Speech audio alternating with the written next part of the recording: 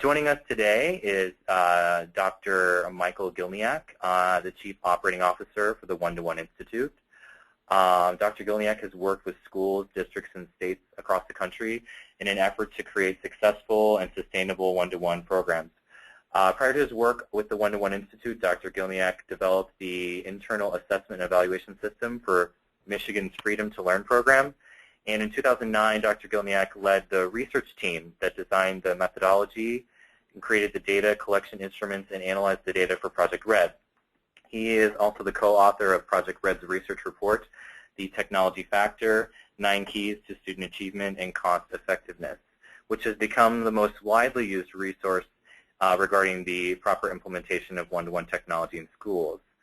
Dr. Gilniak is also the co-author of 2 other books, Revolutionizing Education Through Technology and Technology for Learning, a Guidebook for Change, both of which are valuable resources for the proper implementation of education technology. Both a Fulbright Scholar and an Emmy Award winner, Dr. Gilniak has been working with creative and educational environments around the globe for more than 30 years, and he has served as a teacher, an administrator, and a consultant, and holds degrees in elementary and secondary instruction, education leadership, and his doctoral work was in the cognitive neurosciences domain. Also joining us, we have Lori Mapes, who has been in education for 23 years, starting her career in Washington State, teaching 4th grade. After that, she moved back to Texas to teach mixed-aged 3rd and 4th grade for 12 years, and then moved to Glen Rose Intermediate, where she served as assistant principal for 4 years, and is currently serving as principal of Glen Rose Intermediate. And she's been there for 5 years, and in 2011 received Administrator of the Year from Charlton's Effective School Projects. So welcome, Lori, to you. And also, finally, we have Holly De Leon, who's currently the Director of Sales for a division of McGraw-Hill Education called Time to Know. And Time to Know is a full digital curriculum being used in one-to-one classrooms around the country. Prior to joining McGraw-Hill in September 2012, Ms. De Leon worked with education technology companies in an effort to find ways to integrate technology into classrooms. She was a founding member of the Leapfrog Schoolhouse team, creating technology learning tools for pre-K to 5. And she also is a lifelong educator, starting her career as a speech pathologist in Fort Worth Public Schools, and later went on to create a multidisciplinary speech and language development center in Fort Worth. She has an undergraduate and graduate degree in special education and speech pathology from North Texas State University. So welcome to you as well, Holly.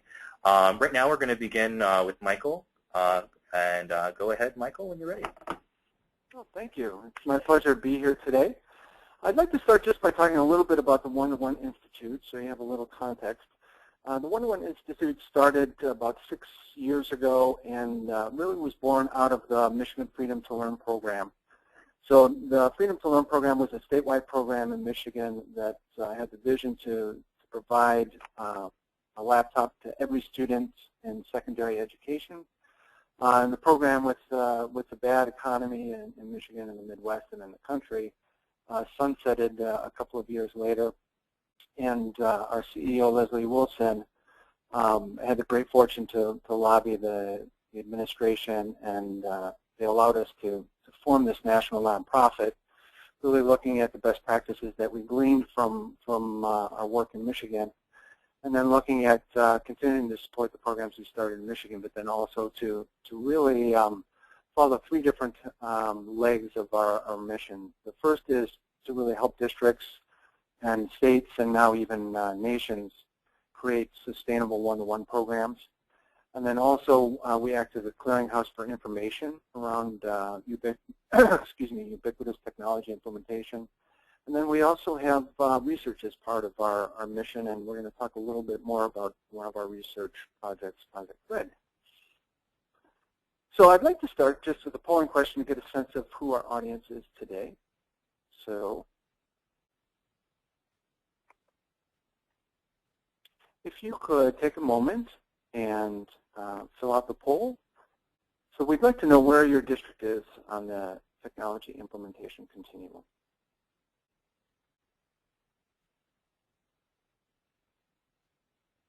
And we'll close the poll in a second.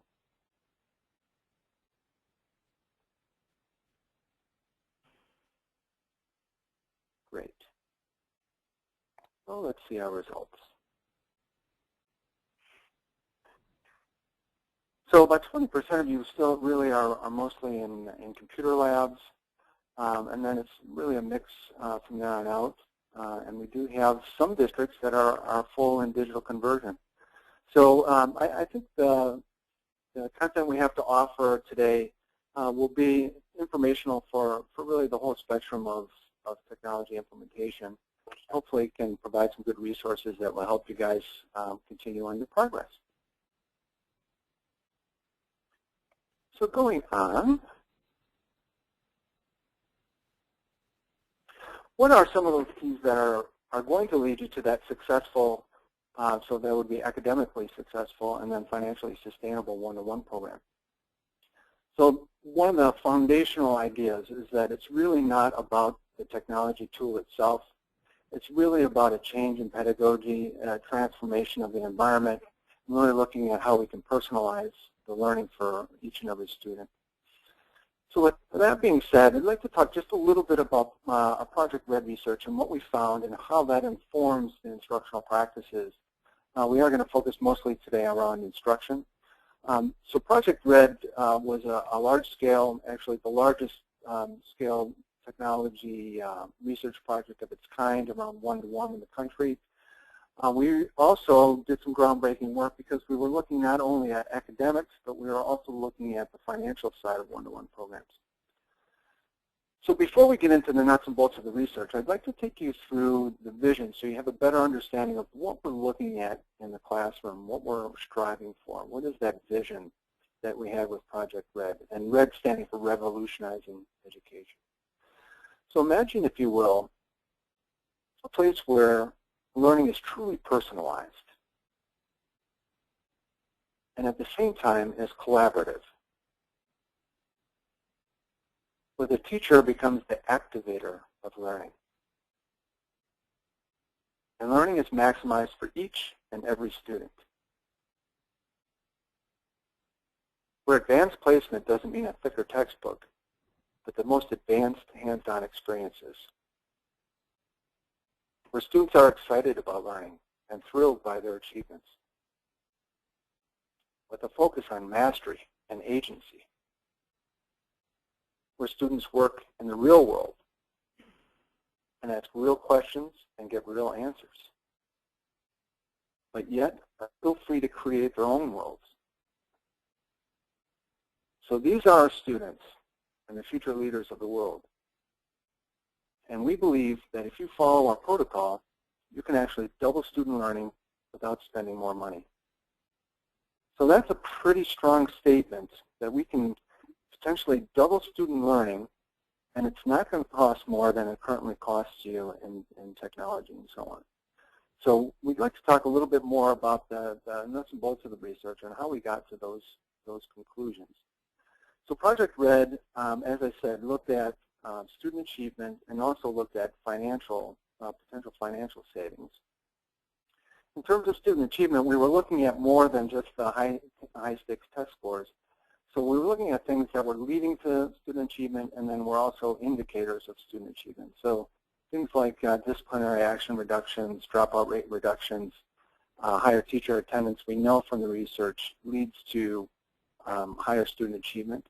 And then some indicators with the high school students, especially looking at AP course enrollments, college attendance plans, and sorry about that, course completion rates, so students not having to repeat courses during enrollment, and higher graduation rates. And you notice there were a couple of financial factors that we had built in there as well. So from these success measures, when we did our research, we came up with 9 key factors that seem to be directly influencing the outcomes. And I'd like you to take just a minute and think about, what do you think are going to be those 9 factors that are going to influence student outcomes? So let's take a look at them. And these are in order of strength. So the most important factor was integrating technology into interventions that are happening in the school and into every intervention and happening on a daily basis. So if you can imagine, most districts really struggle with AYP around their subpopulations, things like English language learners, special education, and so on. If you can use technology to really maximize the learning in those environments, you can dramatically raise the student achievement for a district. The next two really tie together. So we talk a lot with Project Red about second order change. This is really a transformational kind of a change. We're changing not just around the edges what happens necessarily in the classroom, but really fundamentally changing how instruction happens in the environment. So this kind of change really takes a tremendous amount of effort, and for a lot of teachers, especially teachers that are very traditional and successful, it takes a whole shift sometimes in belief systems. So that kind of second order change takes a very skilled facilitator. So having the principal trained in the second order change, but then also that the principal is actually displaying the behaviors of that kind of change management in the environment are incredibly important to the success. And then the next four really hang together around instruction. So we know that the brain-mind is social in nature. So the brain needs to be social in order to effectively learn. So maximizing collaboration using the online tools that we have available in a one-to-one environment is very important. And then it always astonishes me that we go into environments that have spent millions of dollars on technology, and the math teachers may decide they just don't have any use for it, so they don't use it in math class. It's incredibly important also that the technology is being used on a regular basis in effective ways, of course, in all of the core subjects. And then something we're going to talk quite a bit about today is this idea of online formative assessment and then a formative assessment loop. So students need to be getting feedback more often than end of a unit test or the benchmarking tests that a lot of districts are doing these days. They need constant feedback to understand exactly what they know, what they don't know, and what they need to adjust. And of course, this information is also crucial for the teacher to help guide the learning for each and every student on an individualized basis. So having a system for that formative assessment is incredibly important as well. And then we know from our research that the closer we get to one-to-one, the more benefit we see in terms of the academic achievements.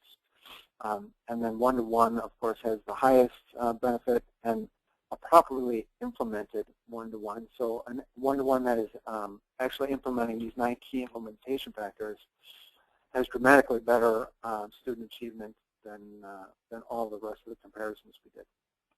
And then the last two, virtual field trips and search engines. I was actually kind of nervous when I saw this come up in our results. So I thought, how could a virtual field trip, say on a monthly basis in a classroom, really affect student achievement? I thought, oh no, our data is really flawed. So we did a little more digging around these two items. We found that they're really indicators that the teacher in the classroom is doing something with the technology. They're going beyond just using the productivity tools, things like Microsoft Office. They're really doing things in new and novel ways with the technology. So one of the big findings from Project Red is that we really have an implementation crisis in this country. So if you look at the statistic here, more than half of the districts are not implementing even 4 of the 9 key implementation factors. That's quite a stunning kind of statistic. And if you look at a lot of the things that we're seeing still in the papers recently with LA Unified and others, that proper implementation is crucial to the success of the program.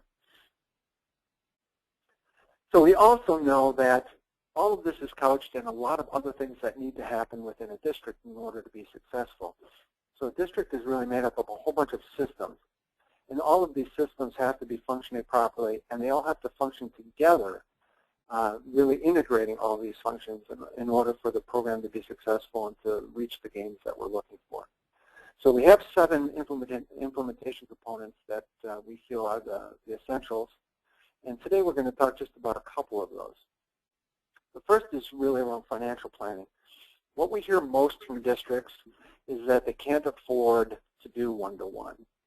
So with that being said, before we talk about the affordability, I'd like to go to our next polling question. And I lost my controls. Hang on one second, I'm sorry. So going to the next polling question.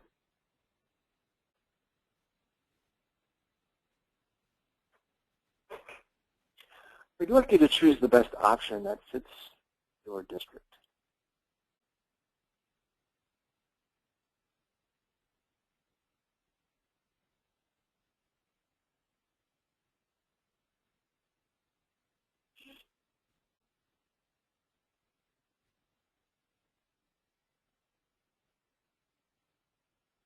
I'm starting to see a trend. Fantastic. Okay, we'll close the poll in just a second. All right. Let's take a look at our results. So most of you are adding technology with internal budgets, which is fabulous, and as the funding becomes available. There are quite a few of you, 22%, that have long-term funding for your one-to-ones. Fantastic. I noticed that from the first poll, too, we had about 20% that were doing one-to-one, so I'm assuming that those are districts that are doing one-to-one, full digital conversions, and have the long-term funding, so fantastic. So let's talk a little bit about, even if you have the funding, what are some things that you can do to maybe even maximize the financial benefits? So let's talk about one-to-one. So these are national statistics. So we did some modeling, and we figured that a one-to-one costs about $600 per student per year in order to implement. And again, those numbers are going to vary depending on your district size, your buying power, the devices you choose, how much infrastructure you had in place prior to implementing, and so on. But this is a national average. And then if you look at the average current tech expenditures per student, if you're not in a one-to-one, it's about $300 per student. So if you take the difference, it's about a $300 difference. And we've calculated that you could potentially save by going one-to-one about $450. So potentially, by the time you get to your first refresh cycle, you could see savings of up to $150 from your current spending, even if you're not one-to-one. So how do you get to some of those savings? And in the Project Red report, we have a list of some of the things that you might want to consider, but there are lots of things that you can do. You can see from the list we have things like really the data systems you're using in the district, online professional learning, and so on. A couple of them that are really easy to understand.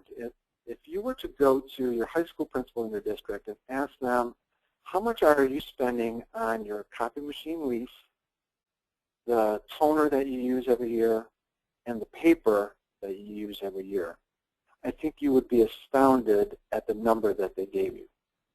That number alone can go a long way in terms of providing devices in a one-to-one program. And that's without even calculating the human resources cost that surrounds copying and printing. So there are lots of other ways, really moving towards digital resources as opposed to spending money on textbooks is another thing that I think people can wrap their mind around pretty easily in terms of the potential savings. So net savings, again, looking at potentially $450 per student per year. When we start looking at the savings at the national level, they really are staggering. And I lost my controls again. I don't know why I keep losing my controls.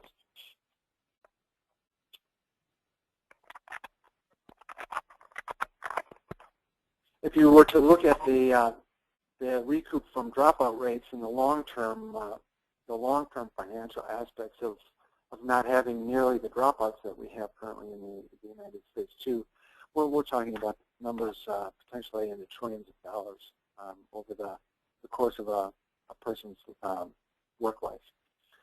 So we really believe one-to-one can be done. It can be done in financially feasible ways, and it can be managed in ways that can be very cost-effective for a district.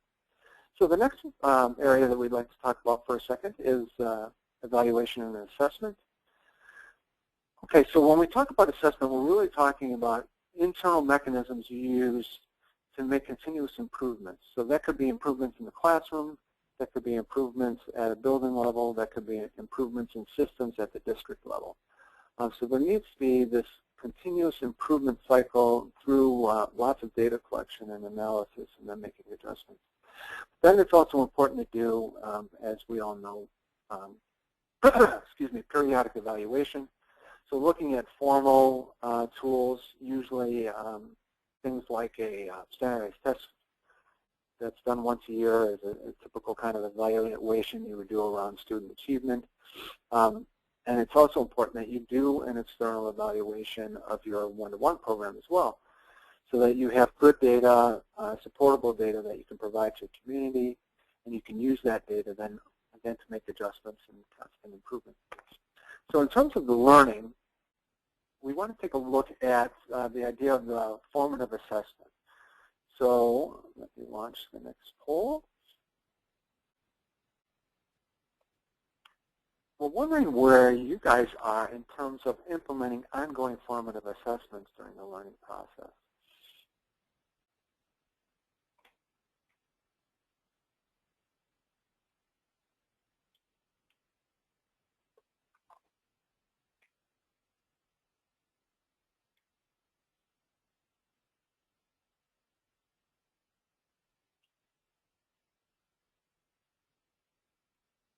Okay, we'll just take another second. All right, let's take a look at our results. It's split fairly evenly. A lot of districts, 32% of you have teachers that are creating own assessments but don't use digital systems. And then we have traditional rubrics, common summative assessments, and we actually have 24% that are using digital systems for the formative and summative assessments.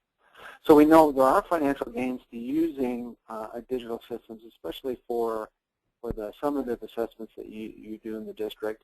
But there are tremendous learning opportunities when you can move to that digital system so that for formative assessments, so students get that constant feedback loop and really can learn moment to moment and make adjustments. So that's part of what we want to stress today, and we're going to hear about in the district example that we have as well. So going to curriculum and instruction. So in terms of curriculum, there are some basic things that I think everybody already knows. So the curriculum that you're teaching needs to be aligned. Oops.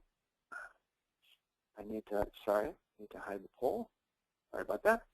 The curriculum needs to be aligned with the standards and benchmarks that are going to be tested. I know a lot of people are scrambling right now to work on the Common Core. Others are still going to continue with state standards. But the bottom line is you need to align to the standards and benchmarks that will be tested. Mooresville in the Carolinas is one of the beacons of one-to-one success that everybody points to. Well, one of the first things that they did was to align their curriculum.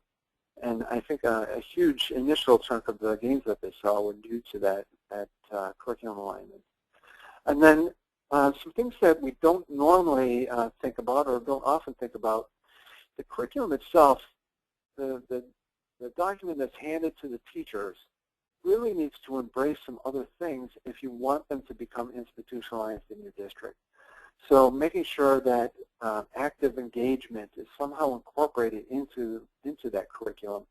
Things like inquiry-based and challenge-based learning, different kinds of activities and expectations. Really looking at how we can then personalize the learning for every student, and then the idea of that frequent formative assessment. And of course, we know high expectations for everyone is important. And then when we look at instruction, you can see a picture here from the 1930s. Take a look at how things have changed over the years. So this is late 60s. This is my classroom. I think I was in second or third grade there. And then the one-to-one classroom that we see in many environments today. So if you think about those three pictures, what are some of the differences and what are some of the similarities we see? So we see obviously there are devices here. We see that there's a student at the front directing the instruction. We see that students are at tables maybe rather than individual desks. But really this is still the same direct instruction model. We call this model instructional approach 1. And what we see in this type of model generally is a focus using the technology for drill and practice, those productivity tools like the Microsoft Office suite, and then also doing online searches using Google and so on. So there's nothing wrong with direct instruction if it's used in an appropriate way. So that would be in just-in-time situations, in small segments, so that the students remain engaged and really are working more and listening less to the talking heads. So this is actually a picture I took while I was doing a visitation at a one-to-one program, and it was a pilot program, and they were showing me the great stuff they were doing in a few classrooms, and I said, would you mind if I just kind of walked around the building and took a look at what was happening in other places? And as I was sitting in the back after about 20 minutes, you can see the students were basically falling asleep. We know that this is a problem in many, many, many environments across the country, and there are lots of studies that have been done about the low levels of engagement, especially in secondary education. And then there was a very large study that was done in Canada that was recently published. Basically, it shows the same results as we move towards graduation, that the real intellectual engagement is lower and lower and lower. So what we would like to do is look at instructional approach 2 as being the core of how instruction is delivered, really a personalized pedagogy in terms of learning, and then again using the direct instruction when it's appropriate, so when the students need it and are ready for it. So in instructional approach 2, the kinds of things we see kids doing with technology, we still see the drill and practice, the productivity tools, online searches. We don't give that up, but we add things that are going to be very meaningful to the student and really have impact on the learning. So again, the brain mind is social, so let kids use appropriate social media tools and let them collaborate. Looking at publishing beyond just writing in paper for the teacher, but really for broader audiences. Using that personalized content that adjusts automatically to the student's abilities and skills, that has that formative assessment loop built into it, so that it's constantly providing feedback to the students. Using games and simulations to make it come to life for students.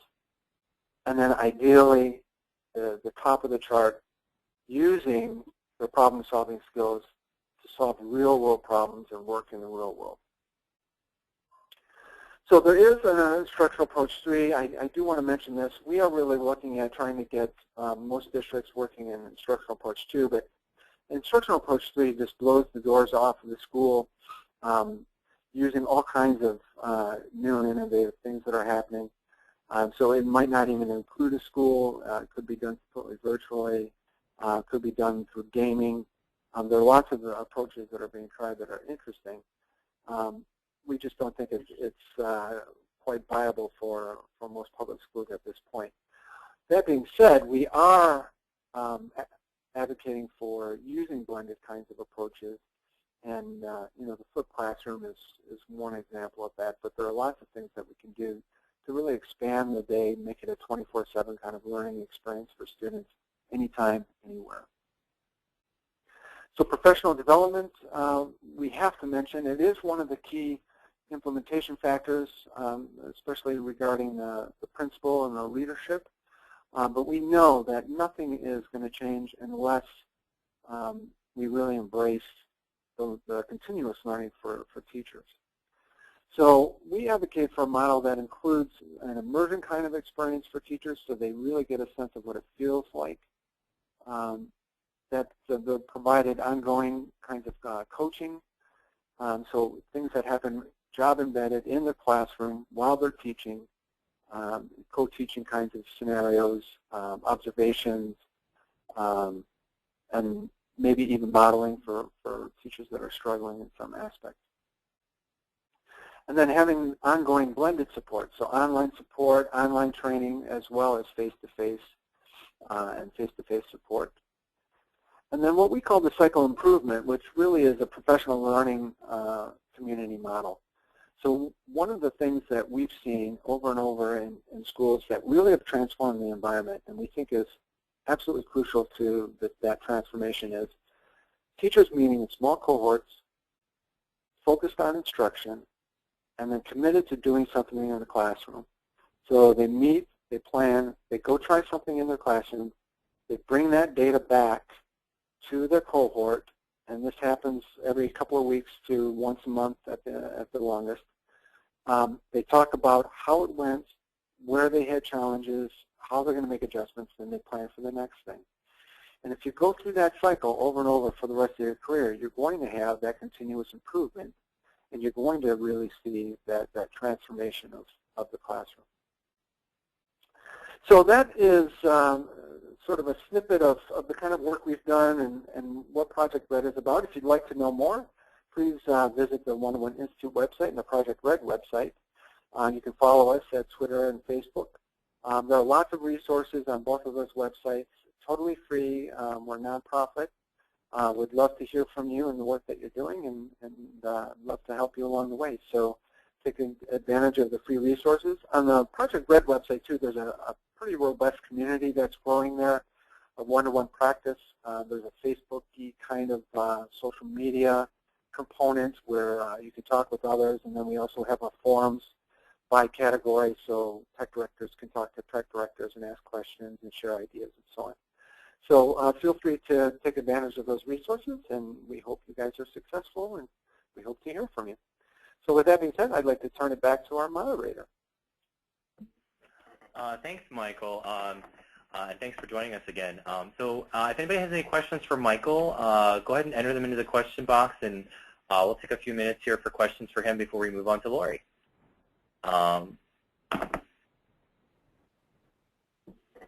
We did have one question here from Vicki earlier. She was asking what was being meant by intervention, and she put that in air quotes. And that might be referencing a slide we were on at the time. But Michael, if you have a response for that, that's fine. If not, we can follow up with Vicki separately. No, that's a great question. So interventions are really all of the things that you're doing to help student achievement that's beyond your traditional coursework. So like I was saying earlier, it could be things like English as a second language interventions that you have to help bring students from other countries up to speed without delaying the learning process so they can work at grade level.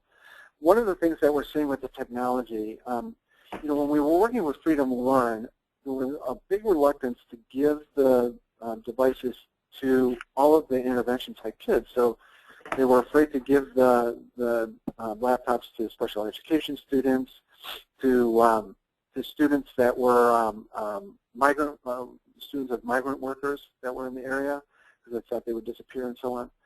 And what we found in districts that were actually providing them to those environments is that they were maximizing the use far more in far more beneficial ways than actually in a lot of the core classes at the time.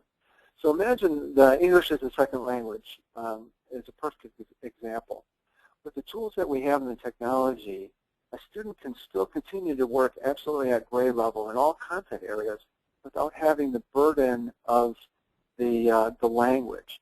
So in a lot of environments, the language drags students down, and they can't really work at their own grade level a lot of times because of the language barrier. So it removes the language barrier, but then at the same time, there are lots of great tools that can be used in order to teach them English in a very expeditious way. So again, using that technology on a daily basis, really in all of the interventions that you have, there are lots of great tools out there for lots of different things. I'm thinking about literacy in particular. We see some great tools and apps that are being used to really increase literacy skills in a hurry. So really anything that's outside of your normal traditional classroom that you're doing as an intervention can usually be done with technology in a more efficient and effective way. Awesome, thank you. Time for one more quick question here. Jodel's asking, what are some ways districts are measuring and reporting 21st century skills? Well, that's a great question because it's something that we're grappling with now with Project Red. So we have signature districts that we started. We have 18 of them across the country right now, and we're trying to get a good handle on not just the academics, the standardized test scores and quantitative stuff, but how can we really look at these 21st century skills? And there are tools that are available. It's usually done, well, the way we did it with Freedom to Learn and the way we're looking at doing it is through a number of tools. So we want to triangulate survey data. If you just were to survey teachers, the data really isn't reliable. But if you survey basically the same questions of students, of teachers, and of principals, you get a better sense of what really is happening in the classroom, because the students will validate what the teachers say that they're doing. So that's one measure. But really, observations is the most foolproof measure. And we use the University of Memphis, CREP, that's Center for Research and Education Policy. They've been doing this kind of work for a long time, and they did some stuff with us with Freedom to Learn, where they have observation measures where they go in and they observe classrooms, and they have intervals that they do it, and it's the tools are really substantiated. So really, without doing the observations, it's difficult to really have the kind of quantitative data you need to prove that the kids are achieving those 21st century skills. Great, thank you very much, Michael. And thanks everybody for sending questions in. There's a few we didn't get to. If we didn't get to your question, we'll make sure that we follow up with you after the webinar here. We're going to move on and talk to our principal, Lori Mapes, from Glen Rose Intermediate in Glen Rose, Texas. And so, Lori, the controls are coming over to you, and you can share your presentation with us and begin whenever you're ready. Okay, hi everyone. Let me back up. I'm not on my first slide. There we go. I'm the principal at Glen Rose Intermediate, and I'm going to talk to you about Time to Know, which is a digital platform that our campus adopted and started using last year. Time to Know, we found out about a webinar, as a matter of fact, and started researching about that program in 2012. We visited a couple of schools in the Grand Prairie area and then implemented it last year in 2012-13. My campus is made up, we have 360 students, 3rd through 5th grade, 7 classes of each, 28% Hispanic and 53% economic disadvantaged. What we have adopted here on our campus, we are doing both reading and math curriculum for our 4th and 5th graders. Our 4th graders access the curriculum through like Dell laptops, and our 5th grade are accessing the curriculum through MacBook Airs. The reason we chose to go with Time to Know, we really wanted to step up our students into being more digital learning activities and things to do. Our district 6 through 12 has gone to one-to-one devices, and so we felt like that giving our kids some experiences as younger students would help them be more proficient as they got older. The way I was able to get the MacBook Airs for 5th grade is we knew that the district was going to go to the one-to-one, so when they were purchasing laptops or the MacBook Airs for the district, I wrote a proposal asking for 2 carts for my 5th grade. And so we were able to do that, so that gave us enough MacBooks for our 5th grade to use. We also picked the Time to Know because of the engagement. Our students stay very engaged, and I'm going to talk a little bit more about that in a moment. And then the quality of the curriculum. It is, for us in Texas, TEKS-based, but I also know that it follows the Common Core for other states. And the ability to differentiate is incredible, and that's another little piece that I'm going to tell you about as we go through this. The math curriculum is set up, just to kind of give you an idea how it flows. There is a problem that's introduced with a video, and the problems are very high level. It's asking the kids to brainstorm ways to solve this problem, and the kids visit about it. The teacher facilitates that discussion, and they come up with their ideas on how they're going to solve the problem. It gives opportunities to explore. And the nice thing about that is that they're exploring and working on problems, but it's not being graded yet. It's an opportunity for kids to make mistakes and see what they're doing wrong. And in a moment, you'll see how the teacher can track that. And then, of course, there's individual practice, where it does give them more of an opportunity to work individually. And I want to really stress, this is not the teacher sits behind the desk and does nothing.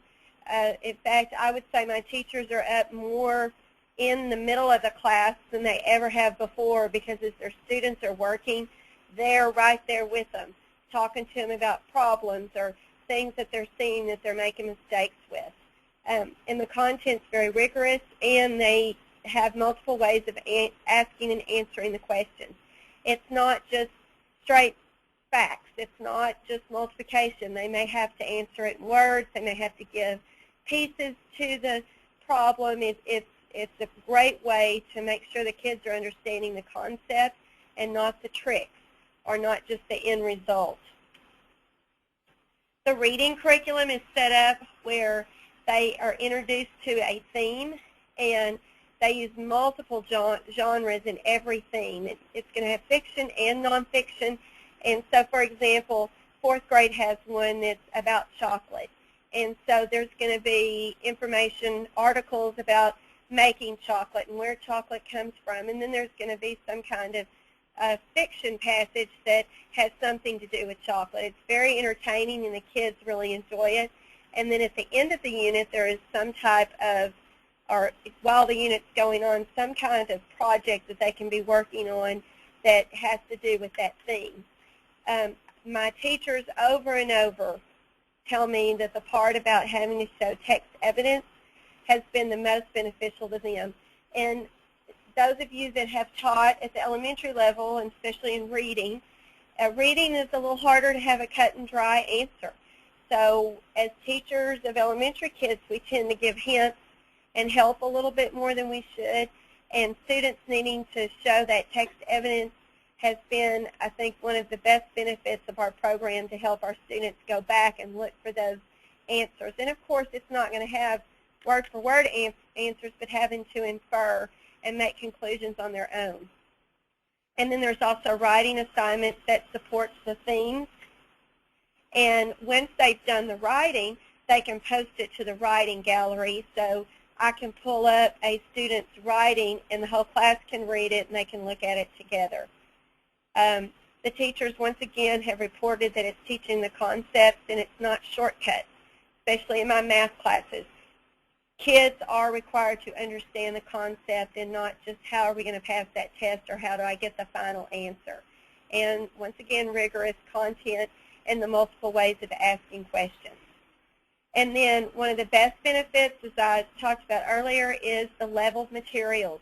You can have the same students in the same classroom and have 3 different levels of work going on at one time. You program that as a teacher. So, for example, in the reading, if they're doing something about chocolate, they're all getting the same type of story, or the same story, but the vocabulary is going to change based on the level for that student. And those that have tried to do that before, you know how difficult that is to find a story that's the same story but at different levels. And the kids have no idea that they're reading a different story than the one next to them. And same thing with math. The math can give you higher level questions or lower level questions. And that, of course, has been very successful. We have most of our special ed kids in the inclusion. They are not in a pull-out class. And this enables our kids to get all of the instruction, but able to level their work to their ability. This is just an example of, this was one of the problems that was given at the day. The kids really enjoy the characters, and the teacher here is showing the problem, and then they've talked about it, and then the second slide is showing where they're working it out together. This is in a 5th grade classroom. Part of the reason that we chose to do Time to Know was for the engagement, and our engagement has just tripled, I think. And what I did on the next 2 slides is I just gave you quotes that my teachers have given me about how engaged the students are. I can't think of a single student that's been sent out of the classroom while they were working on Time to Know. They're able to work independently. They're able to move at their pace if they're faster. And once they're finished, they can move into games, or they can go back if they had difficulty with another level.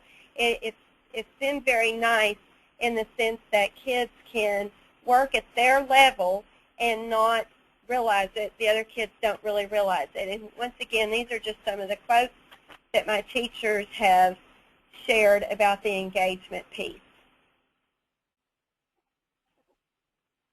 One of the things I wanted to tell you about that just was amazing, we, a couple of weeks ago, lost all of our power on our campus, so they shipped all of our students to the auditorium, and one of the teachers happened to bring all the MacBooks, no, not the MacBooks, the laptops for her 4th grade class, and they got on and did Time to Know right there. So curriculum will travel with Time to Know.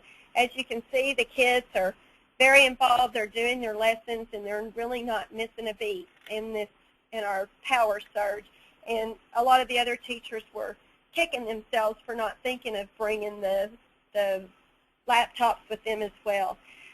We have not at this time used it as assigning homework or anything like that, but it certainly lends itself to being able to do that. Since we are a primarily economic disadvantaged district, we have many, many students who don't have internet access, so we do not do an at-home piece. However, the students who do have internet, the teacher can release that information or release that sequence, and students can go home and do the games or anything the teacher has left for them to open, but we have not required it yet. This is just a couple of students working, and one of my teachers really wanted to point out, if you'll notice, they're still working in their journal. That way, elementary kids still need to be able to write things down and use their pencils, so they use their journal, and it's a great way for the teacher to go back and look and see what mistakes they're making and progress they're making. The planning piece, this first quote is, once you've learned how to use the program, it's not difficult. If I can do it, anyone can. Technology is not my area of expertise, but you will gain confidence quickly. And I found that with all of my teachers. It's very easy to use. You have a lesson history, so you can go back and use that as a piece to conference with parents and show them where they're working, what they've been doing. They can go back to lessons. So if a student has been weak in that area, they can go right back in there and do that. Several of my teachers also use Time to Know as an after-school tutorial program. They're able to share with other teachers. The sequence in which you build your lesson plans is called a train, and so teachers can build it together and share that information with each other. It's easy for them to transition from their computer to their journal work, and the monitoring is incredible. I have a couple of slides here in just a minute to show you the monitoring piece. And my favorite part, it's so fun, is you can stop the program as students are working and send a message. It will freeze the program, and you can say eyes on teacher. So if you need to give the whole class a instruction, then it stops them, and we all know that trying to get kids to quit working on it sometimes takes longer than giving them the message. So, or you can send an individual message to a student. I really like the way how hard you're working, or you're doing a great job, or things like that. And the teachers have really enjoyed that. And of course, the kids like getting those little special messages. This is one of the monitoring pieces. Very quickly, you can see who has logged in and who has not. That's right there when kids are logging in. And then this is when they're working, their work progress. If you'll notice, it has a green bar, and then the third student down has a yellow and green bar, and the last student has a red, yellow, and green.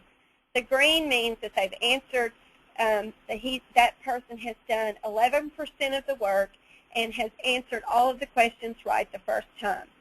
The student that has yellow means that they had to go back, they may have missed one, and with a hint from the program, they answered it correctly the second time. If it has red, then they've had to go back and address that question more than twice.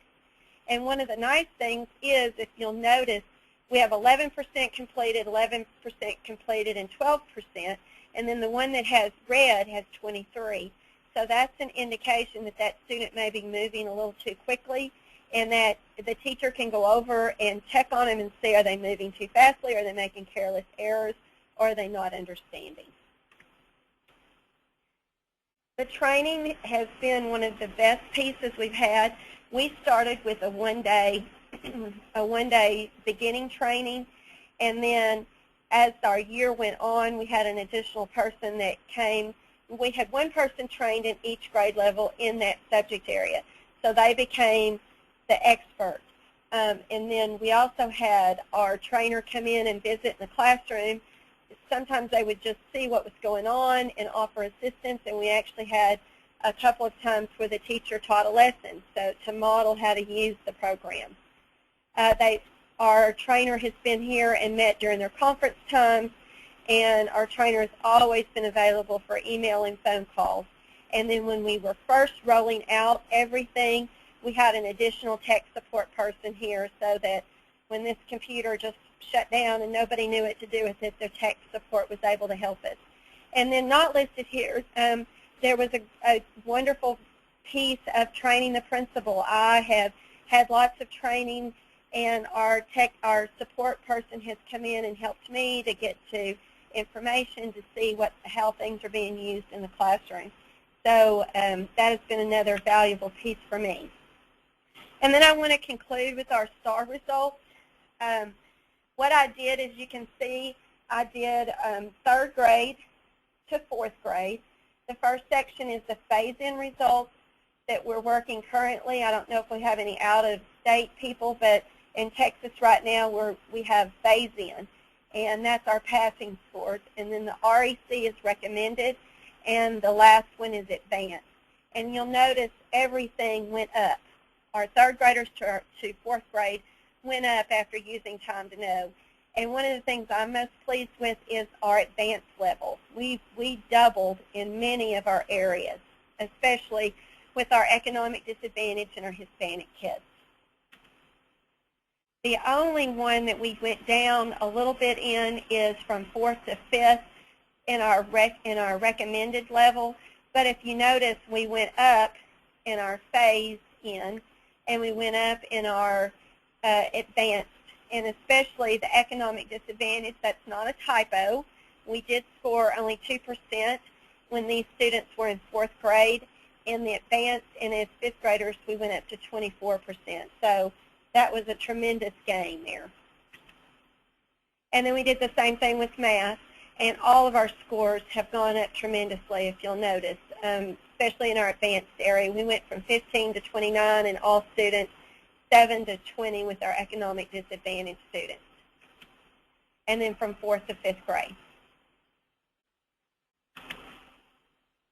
So that's kind of Time to Know in a nutshell. We have certainly enjoyed using this program on our campus. It has been very beneficial, and it has certainly made a difference in engagement and just authenticity of the curriculum. So at this time, I'll turn it back over to Doug.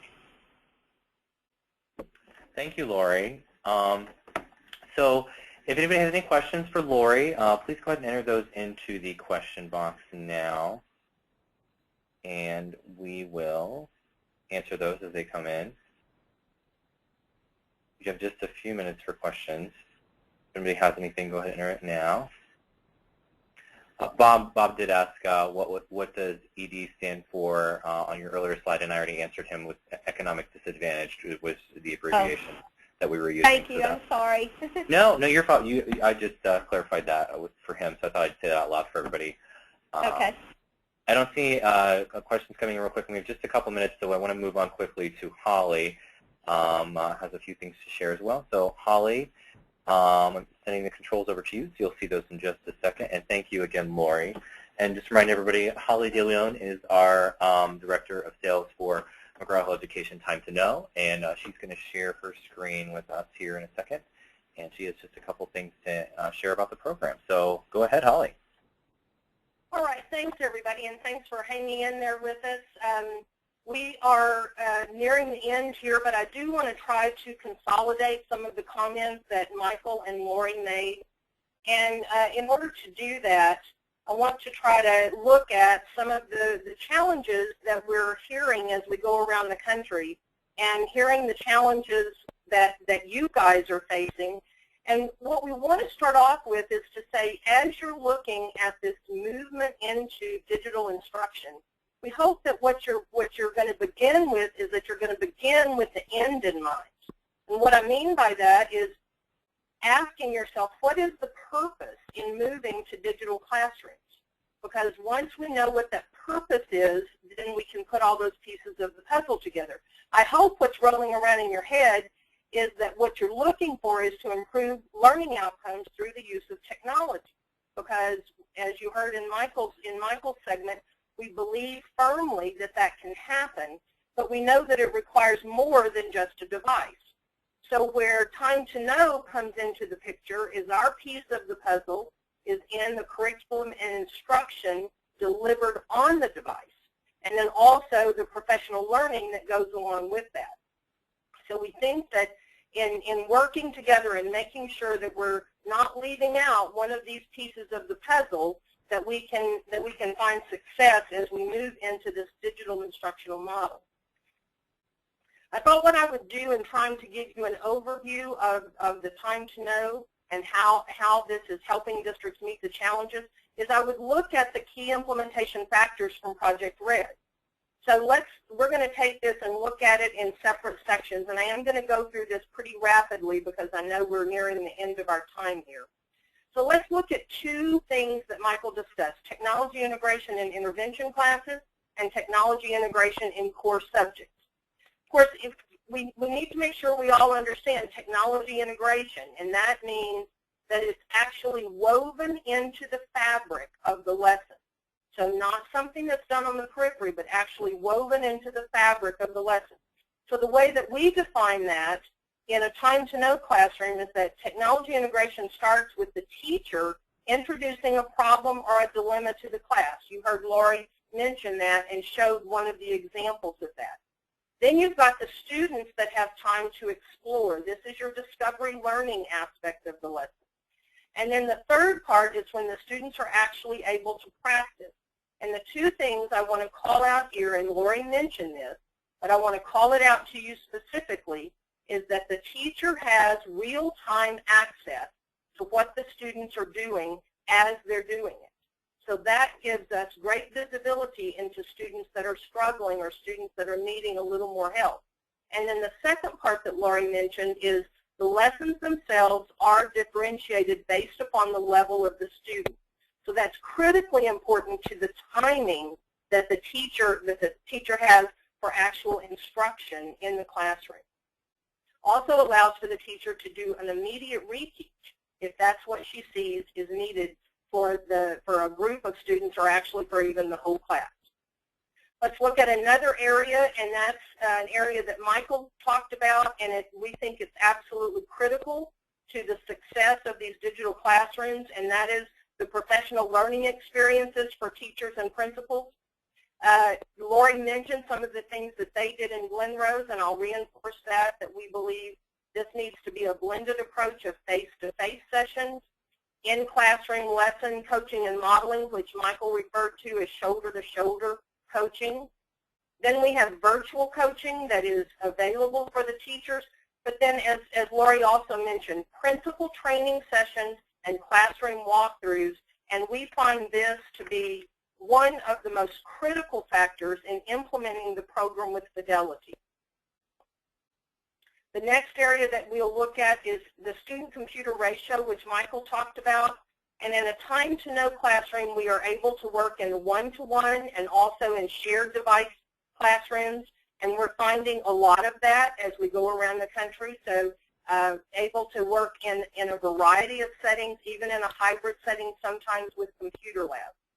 One of the other areas that Michael talked about was online collaboration. And certainly that is an inherent part of what we do with Time to Know. But I also wanted to mention something else, and that is the students can work both online and offline with Time to Know.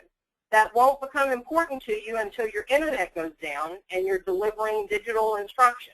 Then you will appreciate the impact of offline instruction, and then when your internet comes back up, you're able to have the students come back and working again, or have their information pulled into the cloud at that time. Online formative assessments, and again, Michael mentioned this, but I want to reinforce this. Online formative assessments, we all know how important that is, that formative assessments are used in the instructional process. But what we're able to do, due to the real-time progress monitoring, is that we are using ongoing formative feedback. And that means we're not waiting till the end of the unit. We're not waiting even until the end of the day. It's ongoing formative feedback. And we know the quality and the quantity of the feedback that we give our students directly impacts the learning. So this is a key factor in what Time to Know is built upon, is this ongoing formative feedback loop. So as we're looking at the factors that Michael identified and the key implementation factors, we first of all want to say how much we appreciate the work that has gone into Project Red, and that it has actually influenced much of the development of our Time to Know program. But as you're starting to look at each of these factors and developing your plan for how you're going to incorporate each of these factors, we would welcome the opportunity to be able to be a part of your district discussion. We feel like that in working together with the district and working on a plan with the district, that we're going to be able to finally see the success from technology that we've all been looking to see for the last 30 years. We're very pleased to be able to have partnered today with the One-to-One Institute and Project Red. Michael, thank you very much for being a part of this today. Lori, it's educators like you that make us want to develop more and more content when we see it being used as it is in your school district. And we're very pleased that all of you joined us today. We would like to get your feedback, and we'd like to encourage you to complete the survey that will be shown immediately following the end of the Q&A session. So Doug, I went through that very rapidly, but I am going to turn it back over to you to get any final questions, and hopefully we have time for answers. Yeah, we have just a few questions that have come in. We realize that it is overtime here, and we really appreciate everyone hanging in here. I just want to remind everybody you'll receive a follow-up email with the recording of this session, and there is a survey that will open when you exit the webinar. So we would really appreciate your feedback there. And also, if you have any questions for us, you can email the email on the screen, webinars@mheducation.com. With that, if anybody would like to stick around, we'll go over a few more questions, and we really thank you for your time. There is one from Dr. Francis Stromsland. Hopefully I did not butcher that too much, but this one was for Lori. He was asking, do the same teachers remain in grade level and content area for instruction? If not, will they do so in the coming year? So that one looks like a good question that maybe Lori might want to address, since we cut her a little short. Okay. Yes, the teachers, we don't have a lot of moving. I think that's what he's asking. They stay in the same content, same grade level from year to year.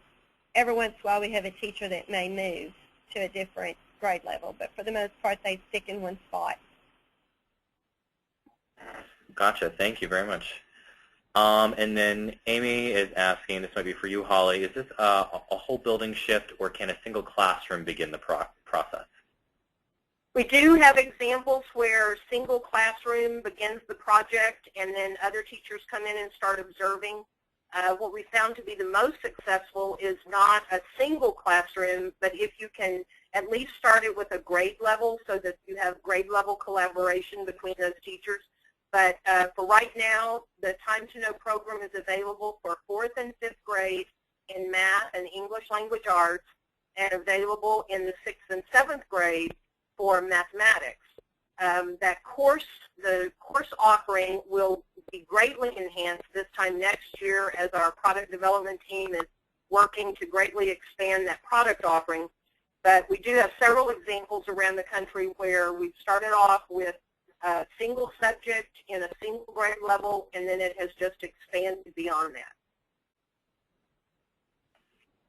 Great. So another question, Bob is asking, does the program work with iPads?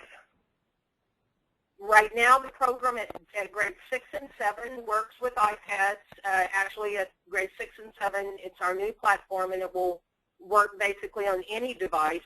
Our grade 4-5 content right now will work on laptops, netbooks, but again, our product development team is working to port all of that content into the new platform.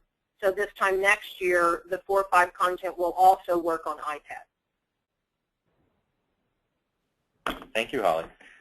That looks like all the questions. If anybody has anything else, we'd be happy to answer it. But thank you all again for joining us. And if you have a question after the webinar, you'll receive a follow-up, again, with the same email in it, webinars@mheducation.com. You'll be able to send us any questions there. Thank you again to Dr. Michael Gilniak and Lori Mapes in Glen Rose, Texas, and Holly De Leon. And thank you all for joining us.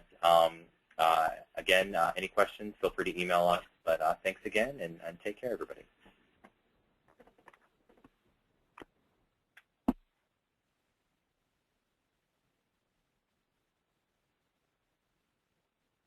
The